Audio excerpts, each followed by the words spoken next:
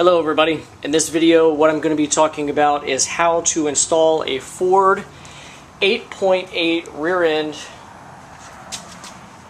with disc brakes into an S10. This is a 98 S10, single cab, 2-wheel drive, 4-cylinder. I want to do a V8 swap in it, so I'm going to put that rear end in it so that the rear end will hold up with the new horsepower of the V8.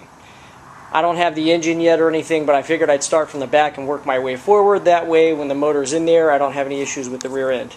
I have already shortened the rear end so that it would fit in the S10 properly. I bought a short side axle, cut down the long tube, re-welded it, welded new spring perches on there where they need to be welded on. I've already done all that stuff. Had the axles re-drilled for the GM bolt pattern, and I've also drilled the rotors to accept the GM bolt pattern, put new bolts on it, new brake rotors. Everything's ready to roll as far as that goes. So the next piece in the puzzle is to get the drive shaft that's in there to bolt up to that rear end. So this is what the Chevy U-joint looks like. This is what the Ford U-joint looks like. And this is part number 355 from Napa Auto Parts. It's a conversion U-joint which has your Chevrolet journals on there on one side, and on the other side has your Ford journals. So what I'm going to go ahead and do is install this into the piece that comes off of the rear end. And this bolts right here, so you see where this is going to be going. That bolts right there on the yoke. So I'm going to go ahead and install the U-joint onto this piece, and then I will install the U-joint on the drive shaft after I have the rear end in the truck. So the first thing you want to do, let's go ahead and just pull these caps off, that conversion joint, and these are going to have to be pressed in. Just kind of set it in like that. Then come around, drop this piece onto it,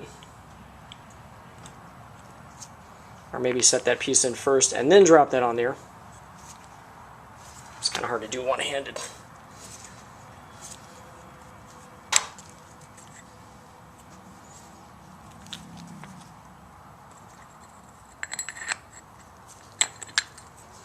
Alright, so get that in there, put your two caps in, and then press it into place. I'm going to go ahead and start doing that using a vise, and then I will come back and show you what I've got. Alright, so what I've actually done is just used a big hammer, but very lightly tapped in each one of these caps. They press in, and then you're going to use these retaining clips to hold them in. These are the ones that go on the Ford side. So what I'm going to do is use a socket and tap this down a little bit, get this side in, and then I'll flip it over, do the same thing, tap that one in, install the other clip on that side. I'll show you how to install the clip in just a moment.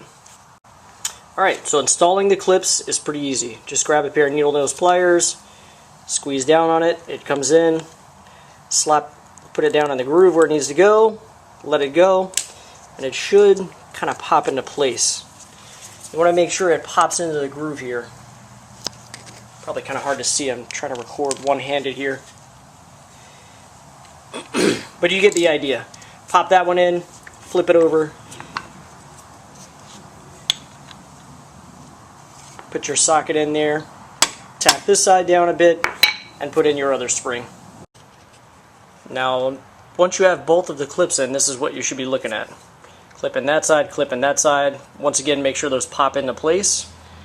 And once you've got those put in, make sure that you do not forget to install your grease nipple. Mine's broken, so I'm going to have to get another one. But it threads right in here, and then you take a grease gun, make sure you get this thing full of grease.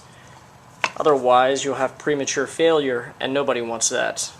The next step is to install it onto the rear end itself, which is pretty straightforward. Just put in the 4 bolts and make sure those are torqued down to the proper torque, and you're ready to roll.